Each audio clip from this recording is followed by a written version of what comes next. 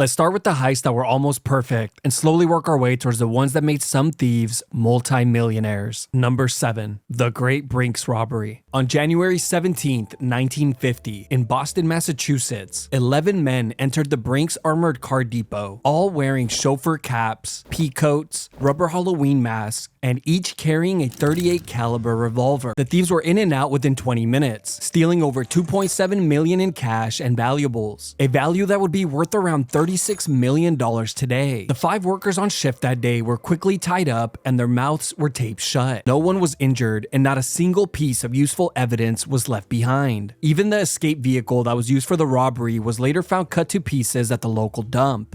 All in all, it was the perfect heist. It would even be labeled by the media as the crime of the century. The case would have gone cold if it weren't for the greed of 2 of the thieves. You see, later that year, 2 of the thieves were captured in another bank robbery, Joseph O'Keefe and Stanley Guscara. Both men were looking at many years behind bars, so they began to beg their previous partners for money to help pay for their lawyer fees. But they were rejected and were sentenced to jail. After serving his time, O'Keefe was released, only to be arrested once again. And just like before, he requested money from his previous partners, this time claiming that he didn't get his fair share in the Brinks robbery. But again, he was rejected. So O'Keefe threatened to testify against his previous partners unless he got some money. Soon after his threats, O'Keefe was shot multiple times by a hired hitman, but barely survived. While recovering in the hospital, FBI agents approached him, making a deal to testify against the men that tried to kill him. O'Keefe testified in court, explaining in great detail on how they managed to pull off the Brinks robbery, and all of his previous partners were sentenced to life in prison.